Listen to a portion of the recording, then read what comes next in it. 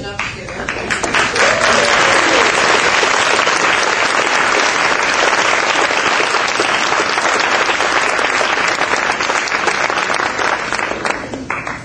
Thank you, Diana. Diana was my boss in college. I was an RA for 3 years, and she was my head resident and my absolute favorite boss of my life. And so when the week before we formed the board for SowHope, I was having dinner with her and her husband by chance in Chicago. And I was telling them about SowHope, and they both started crying. And I thought, well, maybe this is a good sign. And I said, would you guys like to be on the board? Because we have a couples board. We have one member, and the spouse can come to the board meeting and give input. We only have one voting member, but when her husband, Tom, longtime friend, leaned over and kissed me on the head, I knew I had him. And when we had our first meeting, January 30th, Diana wasn't able to come, so we had a conference call with Diana and another college friend of mine, came over, who's a doctor, who's lives in Milwaukee, and she travels around the world doing medical care a lot. She does a lot of charity work. And they were both on the phone in the meeting. And when it came time to vote for the president, chairman of the board, we got the secretary pretty easily, and the vice president pretty easily, and the treasurer had already come to the meeting knowing they were going to sign up. And when it got to asking for who wants to be the chairman, it was kind of quiet, and Diana says over the phone, what's going on over there? I can't hear anything. And I said, well, nobody's jumping up and down for that. And she said, well, I'll do it. And I realized my favorite boss has just become my favorite boss again.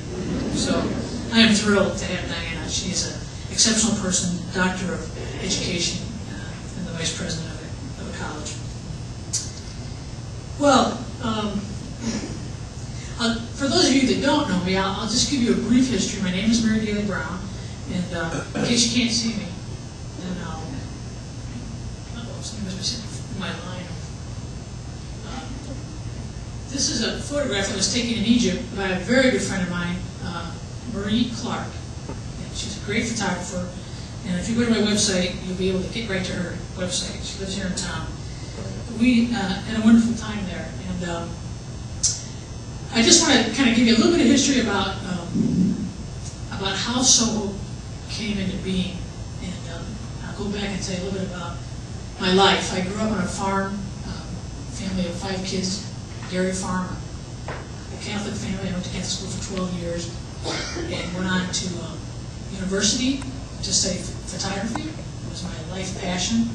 I wanted to be a National Geographic photographer, and in college, I had an amazing encounter with God.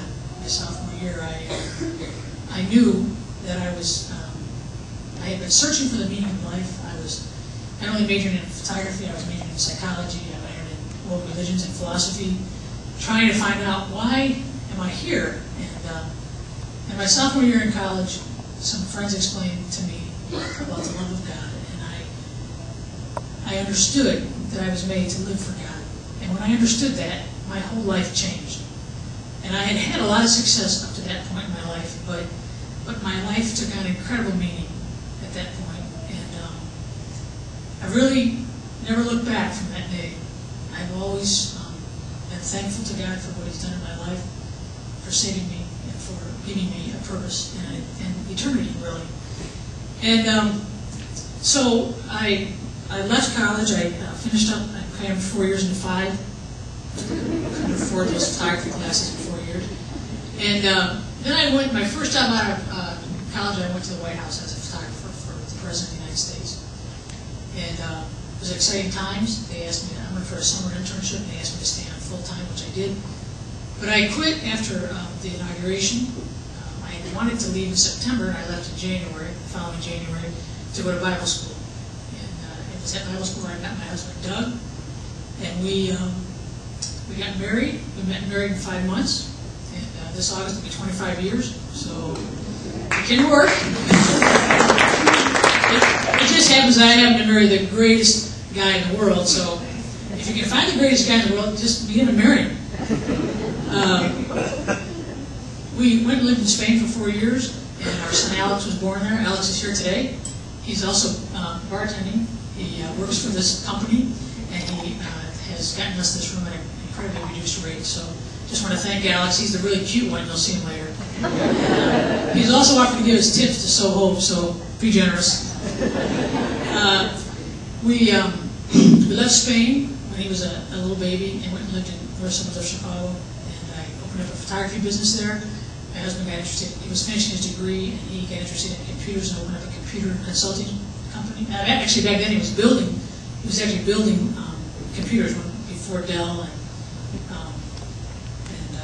Gateway. We were actually competitors with them, but we weren't willing to take the risks that Michael Dell was. So he's now consulting, doing networking, and we got very involved in going to Mexico every year, building houses for the poor, and helping to lead our church into helping the poor.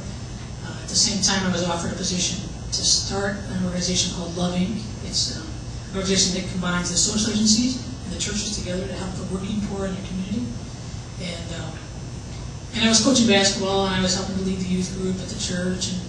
And I also had another business. I was teaching Spanish. And at one point, Doug said to me, "It looks like you're really busy, Mary."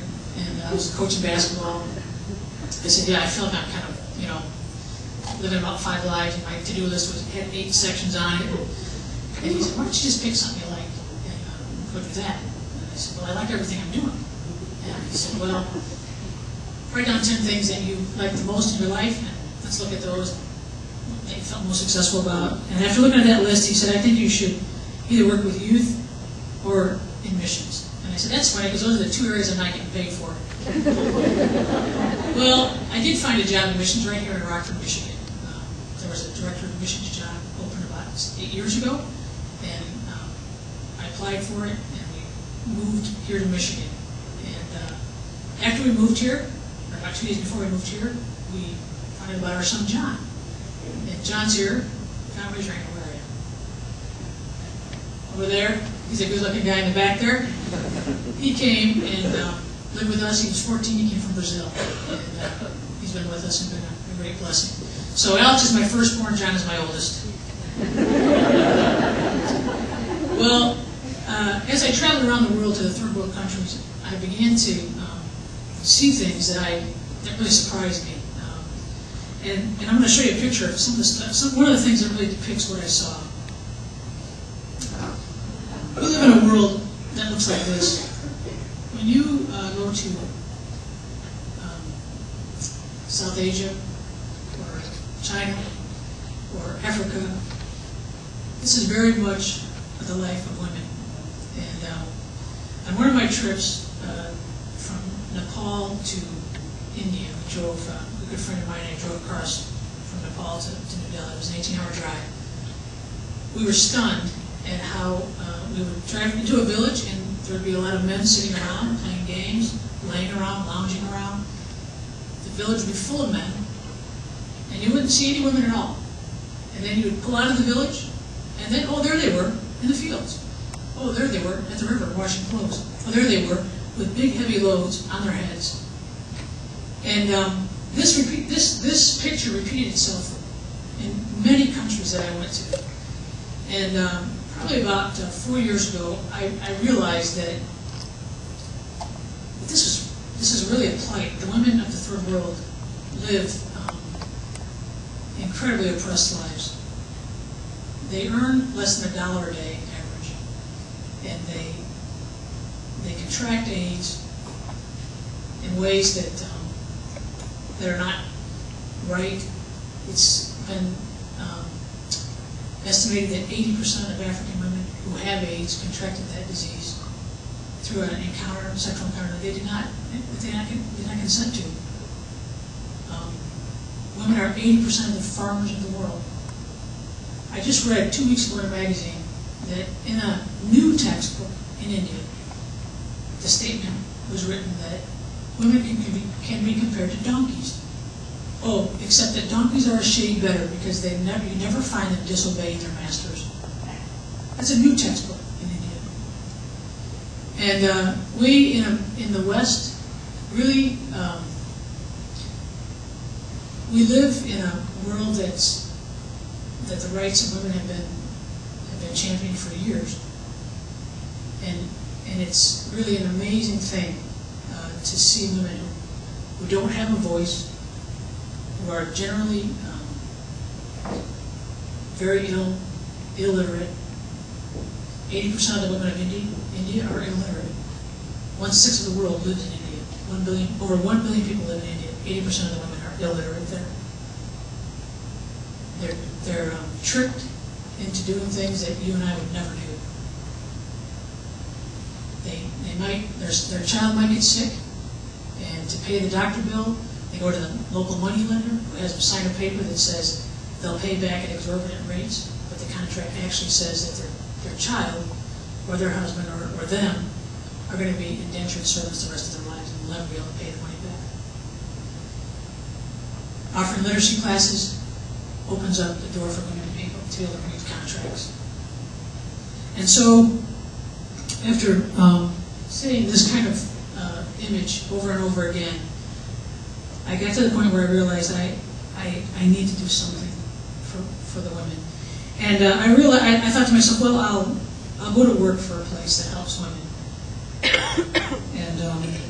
And I had an idea that I wanted to start something, but I thought, well, I don't how do you do that? I don't really know how to do that.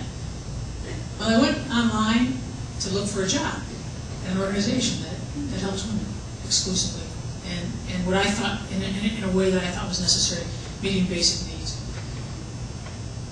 And I could not find an organization like that. Then I thought, man, I really need to do this then. And I realized, I felt really that God was asking me to do that, and I thought it was a kind of a ridiculous thing, and I even said to God, you know, hey, that's a great idea, you should get someone to do that. And then when I found out no one was doing it, I said, oh, you'll take anybody at this point. And I know I'm better than nobody. So it gave me confidence to move forward and to try to do this.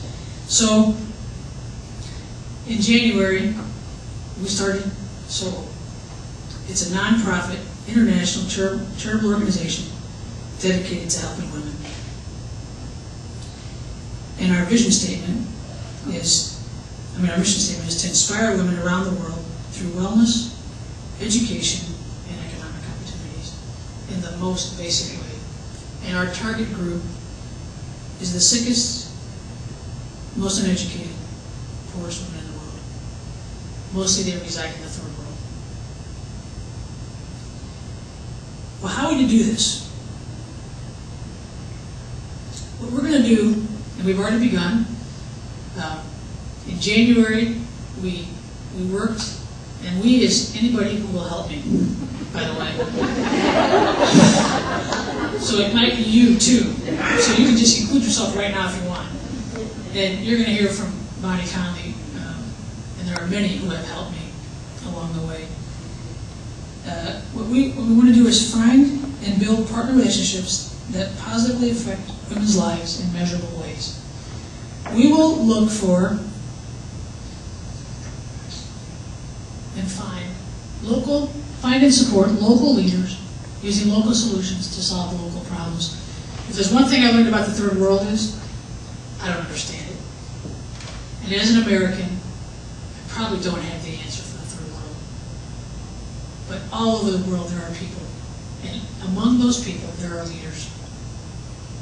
And our goal is to find the leaders who already have a heart to help these women, who are already helping them actually, that have proven that they have a passion and they care about women.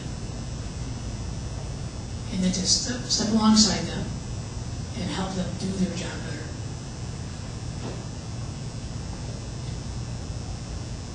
So what are the areas that we're willing to support? We're going to look for, in the wellness areas, we have two areas that we'll try to raise funding for, and that is physical and emotional. Under the physical, we will support people who are providing immunizations. Immunizations are a very basic, kind of a right in our country. Just about everybody gets them, and they're available to all of us. That's not the case around the world. People die of simple diseases every day because they're not immunized. So we will help support this very basic right. immunizations. Will support the promotion of good nutrition and good hygiene. So if somebody's doing a program where they're teaching people how to eat better, how to wash their hands, how to have better hygiene to improve their health, we'll support them in this. Another thing we'll do is support projects that improve water conditions. 60% of the world does not have potable water. And one of the goals that we have is to help improve the water conditions. If somebody's helping people to drink water, more healthy water, then we want to help those people. And the last area of the physical projects is the medical services. We'll have a priority on AIDS relief because so many women are suffering from AIDS. We will help people who are helping women with this problem. And we'll also support projects, we'll put a priority on women that are helping with women's health care, childbirth, and different kinds of women's issues, gynecology and things like that. We'll work on, we'll support projects that provide counseling for gender-related issues. I don't know if you are aware of female genital mutilation, women who are circumcised at an early age, 5 to 12 years old. This process is done with a razor blade out in a field on a rock. It is absolutely horrible. Last year, 2 million girls went through this operation. Not only is it physically detrimental to a person, with 500,000 of them dying from this procedure, it has incredible psychological ramifications. We'll help people that are providing counseling to women who've been raped. There's an incredible amount of trickery going on right now. People are telling women that they can find jobs in other parts of the world. They go to those other parts of the world only to have their passports taken away and put into a prostitution ring. And they cannot escape unless someone else comes and helps them escape. One thing I've learned is that, except for a bloody revolution, the oppressed cannot rise up unless those in power share their power. And I can tell you that the women of the third world do not have the energy for a bloody revolution. They're up before dawn. They go to bed way after dusk, and they're the last one to get to eat if there's not enough food for the family. They spend all day working the fields, preparing the food, taking care of the children, doing the work. And they will not have the energy to revolt. And unless people that have resources can come and help them, they will not be helped.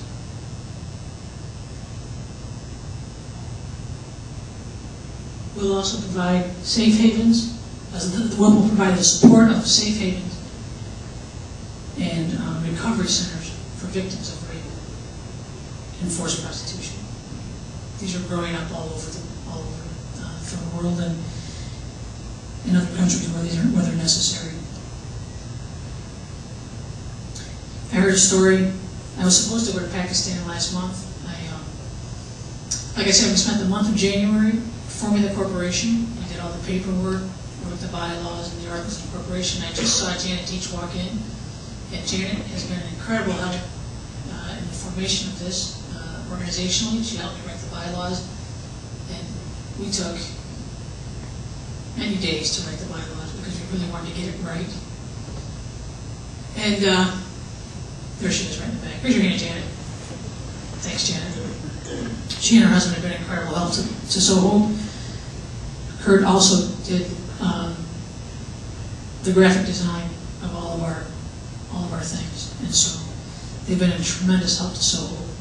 Not to mention that they'll give a lot of financial help to start us out. These safe havens we will help people that are trying to help these women. And I'll talk a little bit more about some of the examples in a few minutes. Another area that we're going to try to help is educationally, and we want to help provide scholarships for higher education to young girls who are gifted academically, who could make it to university. Especially we want to help women that could be in helping professions like medical areas or teaching. We'll put a priority on them to help give them scholarships. And these scholarships, by the way, most women that could make it academically to a university, the governments will pay for them to go to the university, but they won't pay for their books or their transportation, and they won't pay for the loss of wages that that person provides for their family, which prohibits them from being able to go to the university. So we would actually even give families money to replace the money that girl could make, that less than $1 a day that she could provide so that she could go to the university if she's a gifted student. On the other end of education, we'll provide basic literacy classes for those who can't even read. Another thing we really want to do is help with leadership training and motivational speaking. And in a few minutes, I'm going to give you some examples of all these areas of how this might work. Our website, we would love for it to become a resource, international resource on women's issues, so that anybody that wants to find out about women's issues can go and read stories about real-life people of today and find out what's happening. We want our website to be a resource for people on women's issues. Links to other places. One thing I did find out as I did my research to try to find a job is that there are many think tanks. There are a lot of people talking about this and studying it. So we have a lot of resources that way, but we want to kind of put them all together and give you some real life stories too.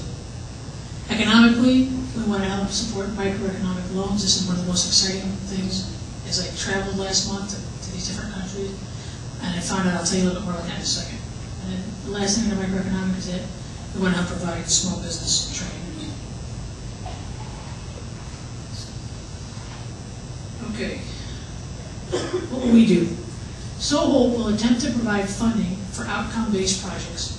What that means is that when we find a partner that we like, that we think is doing the things that we think are important for women, we'll invite them to submit an application for a project to us, and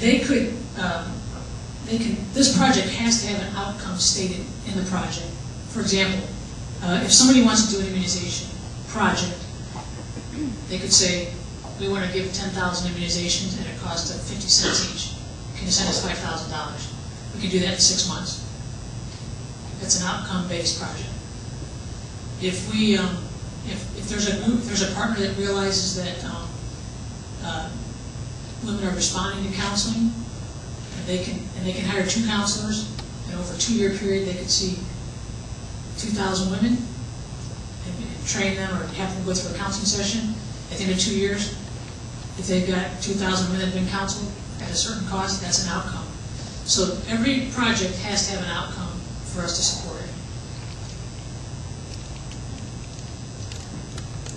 We'll not only provide funding, but we'll try to provide encouragement through biannual visits. Those are 2-year visits, every 2 years, and then invite the leaders to a regional conference. We hope to have about 5 regional areas in the world, and invite those who don't have good leadership over them to come to a conference, to be motivated themselves, to share their stories with each other, and to find some rest, and to find respite, and to be encouraged to keep going. Sometimes these leaders are out there all by themselves, and they need encouragement. So that's what we hope to get, funding and encouragement for them to keep going. By the way, all of our partners have to be known by us, or they have to be referred by someone that we know. And we really believe that that will cut down on the risk of the money being lost to someone who doesn't have a relationship. It's really relationship-based, outcome-based. What will we require? We require our partners to fill out completed applications. They have to agree to our values. And the application is 2 pages long. It's a very simple application. state your outcome, state how you know us, so that they don't have to get bogged down in a lot of paperwork. I know this is very naive, and we'll keep it as 2 pages for as long as we can. Secondly, we'll ask them for accountability for the resources given. Whatever they've asked for, whatever their outcome is, at the end of the time limit, we'll judge how they're, we'll ask them to be accountable for the resources we're given based on the outcome of their project. If they've been successful, then we'll continue to do more projects with them.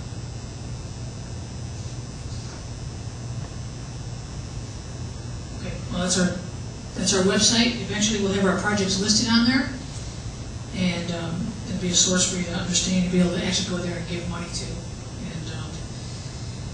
And I just want to show you a couple people that.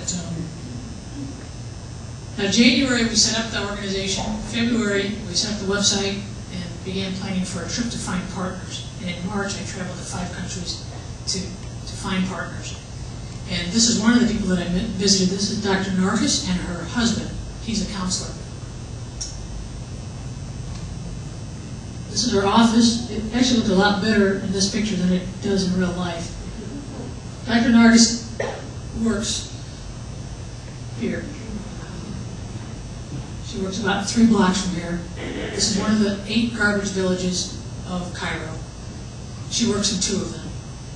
She works 5 days a week from 12 o'clock noon to midnight. She sees 80 to 100 patients for $1 a person. This is exactly the kind of person that we're trying to find. Dr. Nargis is an incredibly compassionate, loving person. When you walk into her office, it's really kind of scary how basic and I don't think any of us really want to be examined there, except that she's the one examining you. Now, Dr. Nargis is a perfect example of the kind of person that we would love to partner with. She sends us a program. She's come to us through very trusted friends who know her. Not only, actually, 2 different resources knew her that I knew in Egypt, and she would be a perfect person for us to help. Help more someone the very poor.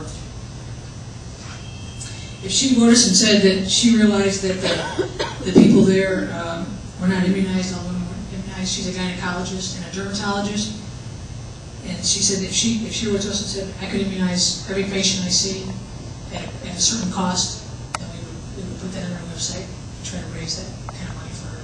If she said I could really use an assistant who could see this many more patients a day, how many more they could see, then we would try to support that kind of thing.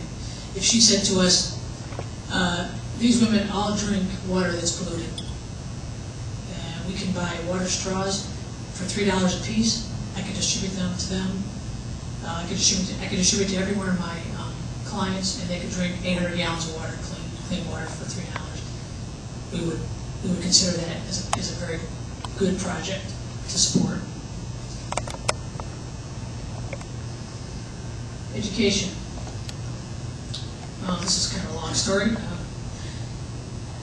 A few years ago, our church supported a literacy class, and it was a 2-year project to teach 400 women how to read. It cost $25,000. In the middle of the project, I asked if I could go see the project and see how it was going and verify that it was actually happening. And they said, sure, come. I went to southern India, to a village, a remote village, and on the ground they had 1 light coming into the village. Sat about 70 women. That was the end of a class, and out of the 100 that started the class, 70 finished. They were graduating that night, and we were starting a new class. So there were another 100 people that were going to be starting a new class. And by the way, when you go to these countries like this, when you show up as an American, and I was the first white person they ever saw in that village, it's kind of a funny thing. It's special for them, for somebody to come from the outside. It'd be like the president coming here, kind of. I mean, it's really wild. So you have to talk every time that you go to these places, and I can remember standing there knowing that I was going to have to talk to this group of people, this group of women sitting on the ground. And I was just kind of thinking, man, I really don't know what to say, because these people, I don't have any idea what their lives are like. And then at the last minute, you know, I felt that God gave me a good word for them. It was talking about literacy and light, and how literacy was light for them, and that a light had come into their life. And it was a good night. After I talked there, a young girl came up to me and handed me this note. Now, I'll read it to you because you can't see what it says. At the bottom it says, "To respected dear madam, I am very poor family, so please help me. My school expenditure. I am promoted to 10th grade. Thanking you, yours faithfully, E. Bishop." And I have kept that letter. I still have it. I just scanned it last night. And that letter and that girl have haunted me for 4 years. And this summer, when I was telling my cousin about maybe thinking about doing something internationally, she started asking, what would it look like? I said, I don't know what it looked like. Well, it kind of looked like, want to help them medically, want to help them. And you know what? I met this girl in India, and she wants to go to school. She doesn't have any way to get there. And I have her name and address. And my Aunt Ginny came walking by. My Aunt Ginny is a mentor of mine. She's been an incredible example to me her whole life, my whole life. And she said, what are you guys talking about? And my cousin said, well, tell her what you just told me about that girl in India. I said, well, there's a girl in India. I told her the story, and my Aunt Ginny said, Mary, if you find that girl, I will support her to go to school. And I said, oh, well, okay, Ginny. And that really was the first serious thought I had about maybe doing something like this. And my Aunt Ginny is writing me a check next month to help support this girl. And I talked to the people at Mission India, did this thing, and they said with that address, they think they can find her. So hopefully in the next month or two, we'll be able to find this girl. And hopefully her life has been in such a way that she'll be able to continue this desire to want to go to school. So education scholarships are very near and dear to my heart. And that one just came out of a girl visiting a literacy class. Another thing that I feel that's really important in education is leadership development. 5 years ago, a team from our church went to Ethiopia, and we were building a school and a guest house there. And it really wasn't appropriate for the women to work on the building part, so I said to the person working there, would you mind if we just did like a kids or a youth rally or something? The women could do that. She said, yeah, I think we could probably get some kids together. So the next day they announced it, and a big group of kids came to the church, and we probably had about 125 kids the first day. Our supplies were, we went to a store and found some colored paper and some pens. And we just kind of winged it. We read inspirational stories from the Bible. We had the kids do memory verses. We had them do draw on the paper with the pen, which was a really big deal for them. That was their craft. We did dramas together. They had never done dramas. We sang. We had about a 2-hour meeting. And we did that for 4 days in a row. By the end of the 4 days, we had over 200 kids there. Well, last year I went back to Ethiopia. We had a great time with these kids. There's 2 of the kids on the left there are some of the older kids, and we just loved those kids, and they loved us, and we had a great time with them. Did a lot of singing together, and last year I went back to Ethiopia to take a gift from our church back to this place in Ethiopia, and they invited me to speak in the church. As a matter of fact, they were singing, and I was sitting next to some of the leaders, and one of the leaders leaned over and said, when this song is over, you're going to get up and preach. And I said, I said, I am? And he said, yeah. I said, well, what am I going to preach? And he said, whatever God gives you. And I thought, well, that's really good. Okay, great. I'm not a preacher. I don't preach. I don't have that opportunity. We're oppressed in the United States. Just kidding. But I knew that this was an opportunity for the women in that church to have a woman get up and speak, so I knew I had to do it. And so I did, and I preached for about 40 minutes. And when I got done, Another leader got up and was kind of laughing, looking at his watch. And I said, did I not go long enough? He said, no, we usually go 2 hours here. Okay. We'll do that tonight, okay? I'll make up for it here. By the way, I need a clock, by the way. If somebody give me a watch, I don't have any idea what time it is. I know I'm on a schedule. Okay, so I go back there last year, get up and speak, and I say to them, hey, who was here last year?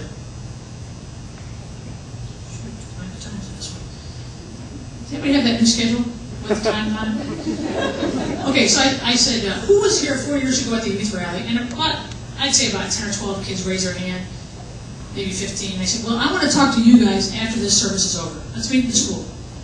After the service was over, the probably 12, dozen young people, 18 to 22 years old, we all met in the school. And I said, hey, well, tell me what your names are and tell me what you're doing. How long can I get to go? Oh, yeah. So, what happens? There's a couple girls in there, mostly, maybe 4 girls and about 8 or 9 guys. First girl says, I'm so-and-so and I'm studying to be a doctor. Next person, I'm so-and-so and I'm studying to be a politician. Next person, I'm so-and-so and I'm studying to be a nurse. Every single one of them was studying to be something. And I turned to the translator, who was the same guy that's translating for me here. I said, Boodoo, is it normal in the Gucci land where they make less than $1 a day that people this age from one village would all be studying higher education? He said, no, this is highly unusual. So I turned back to the group and I said, well, how is it that all of you are studying? And 2 or 3 of them, this guy right down here, he stood up and he said, one of the ones got up and said, Mary, 4 years ago, you told us that we were the hope for Ethiopia, that we had to leave this country, and we believed you. That's why we're all studying. And that's why I believe in motivational speaking. Because I thought to myself, I said that? I didn't even know I said it. And here it changed all their lives. And I was so amazed at that. Well, I really believe in motivational speaking, leadership development. And so, by the way, we're looking for partners, but Americans will be able to be involved in SowHope. Eventually, as our partners have needs, we will send short-term teams to help meet the needs of our partners. One of the areas that we will be sending people probably is under leadership development. We will go and do seminars, week rallies, and encourage people, women and young people, to live better lives. And it is amazing what our words can do. We'll also be sending medical teams eventually. We'll be sending counseling teams. There's a place for people here to be involved if you have a skill. And eventually we'll be organizing to help our partners come alongside when they ask us, building teams, whatever they need, we'll go and join them, walk alongside them. Economic. This is one of my, I didn't know this, but it has become one of my favorite themes. On this trip in March, I visited Spain and Egypt and Bangladesh, and I was supposed to go to Pakistan, but I don't know if you guys heard about the cartoon thing that went on. They said, please don't come now, it's very dangerous. I went to Switzerland and visited with a group that oversees 1,200 pastors in the Third World. And they gave me lots of contacts, and we built a partnership with them, and they're going to match our funds as we raise funding. Well, they sent me to a place in Bangladesh, and it's a microeconomic loan organization. And this is what it looks like. Women can join a microloan club, and this organization only gives money to women. And what they found in the Third World is that if you give money to a mother, especially, they will take that money once they have the courage to take it, because most women in these countries have never held money, let alone spent it, or ever made any decision about money. What they find out is that if you give money to a woman who has children, they'll take that money and they will use it to better their lives and their children's lives, and consequently the society's like. If you give that same money to their husband, they tend to think that they're more important to begin to spend the money on themselves, and they don't even take care of their families. So anybody who has money that wants to lend it would never, it's not a good credit risk to lend to men.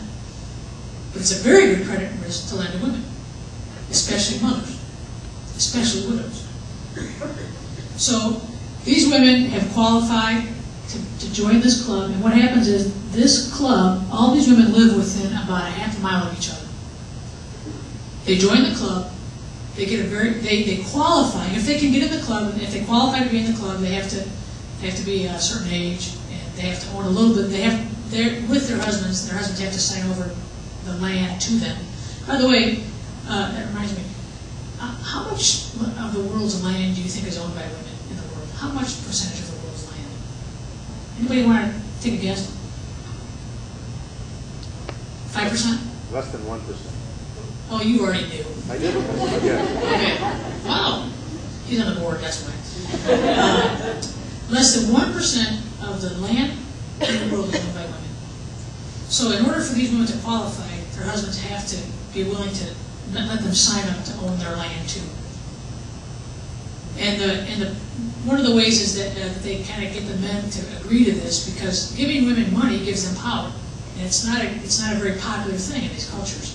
So what they do is they have the husbands guarantee the loans and have them sign their land over, so that the husband and wife both own the land, and it kind of brings the men into it.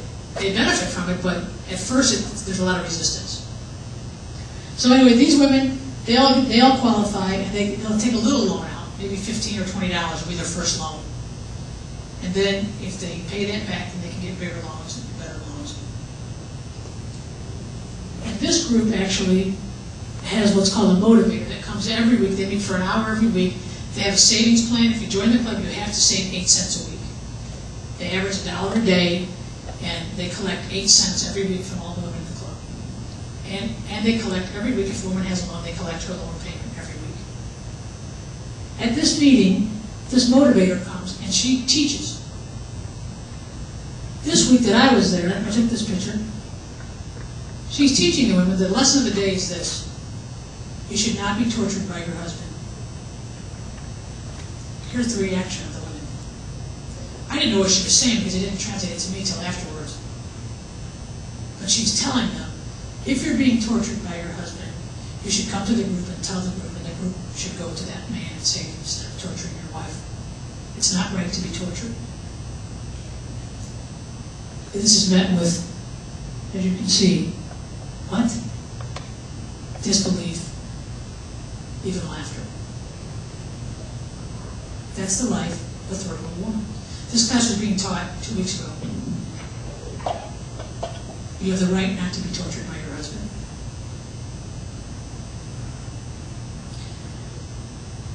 This lady had a loan. She had a $300 loan, which she was paying back, and she bought a loom, and she was making tablecloths when we came up. So I asked, could I try it? And I kind of climbed behind the loom, and they have foot pedals. It's all made with bamboo. It's all made homemade, no electricity in this village. And so I pushed my one left foot, and then you have to pull the thing, and it shoots this thing across.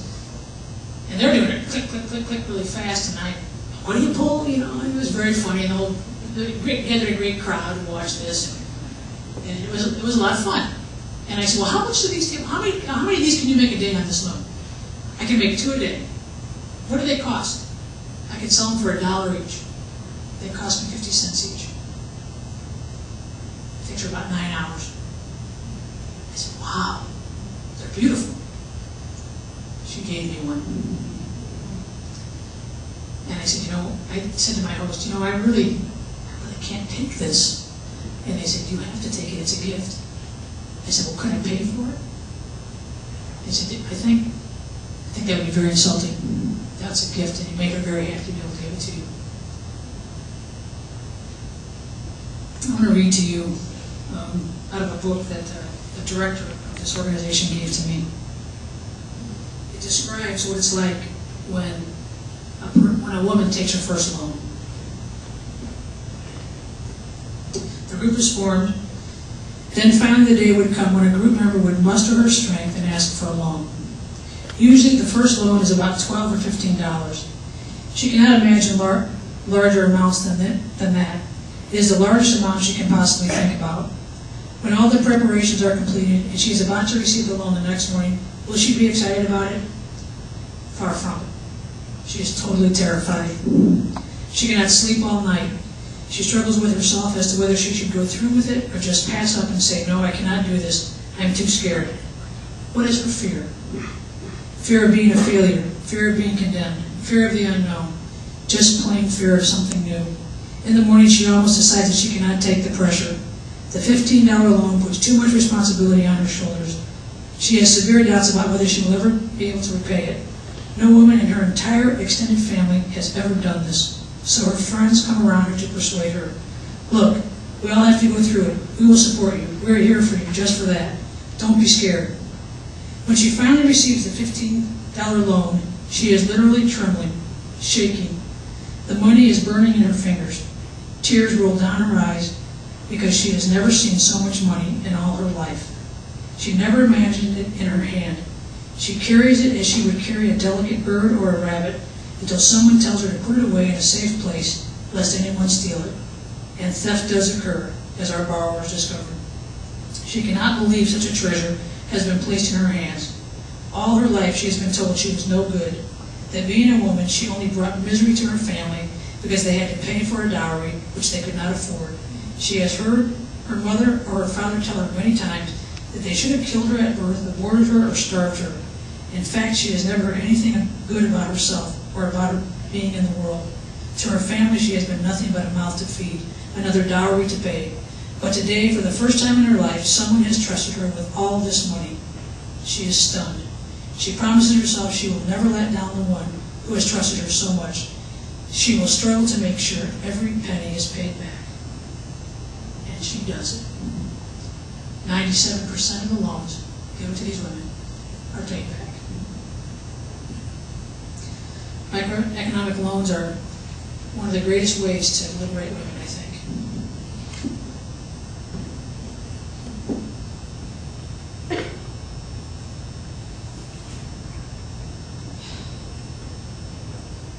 I want to share a very personal story with you now.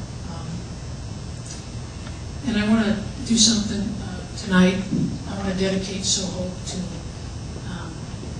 my hero.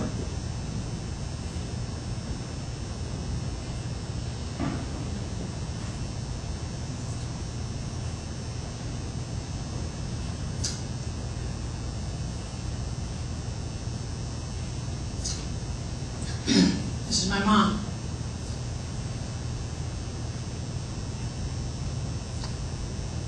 My mom was, well, she was the nicest person I know. She loved unconditionally, and she loved her kids. And I was thinking about SowHope, and I remembered a story about my mom.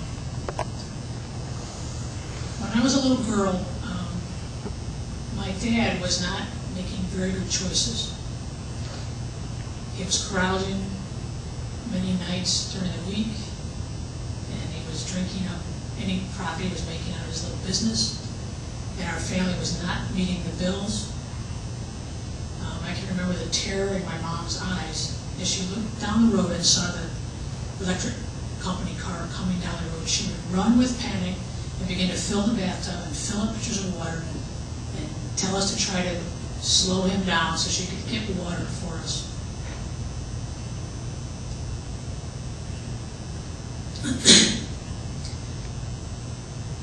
We used to get a lot of calls from bill collectors that would put her into tears. And all of this, my dad seemed to have no problem with. He really was never troubled by this, didn't face it, and we were facing bankruptcy, on the brink of bankruptcy. And my mom had threatened to leave him, and he said, go ahead, take the 5 kids. But because I'm the man, I'll get everything, you'll get nothing. She was working a night job. We didn't have the internet back then, so you could get online and see what her real rights were. She didn't have time to look it up. And she believed him for years. She believed him. And then one day, as we were about to lose everything, and she was at wit's end, she sat in our kitchen, helpless and hopeless. And she did the only thing she could do. She looked heavenward and she cried out in a loud voice. She said, "Oh God, I need help." Then she laid her head down on the table, and the radio was on. And a public service announcement came on over the radio and said, "If you're a woman whose husband is not taking care of you, I'm a lawyer, and you have rights. If your husband has been unfaithful to you and he's not paying the bills, you have a right to everything you own. You, the woman, have a right to everything you own." And then the voice said, "Get a pen and paper." She got a pen and paper, and this voice said, "Take down my name and number. I'm a lawyer, and I fight for the rights of women. You have every right to own all the land that you are signed on with your husband. If you have children, you have rights to all those children, and your husband deserves nothing if you can prove that he's been unfaithful and irresponsible. Here's my name and number." Repeats it twice. Use it if you need it. Everything changed that day. That voice over the radio empowered my mother. When my dad got home that night, she had that piece of paper and she said, "Jim, this madness is going to end. We're selling half the farm and we're paying off the other half. And we're not going to live on the brink of bankruptcy anymore. And you're going to start coming home. And you're going to start becoming your father and a husband to us." My dad said, "Okay."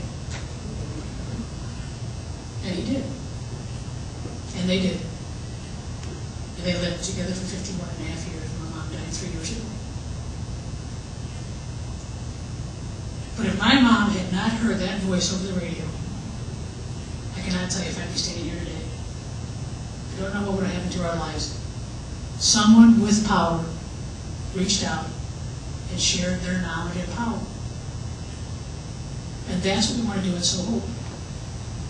We have resources, we have knowledge, we have power, we have gifts, we have talents. And we can share that. I don't know who that man was on the radio that day, and we never called him.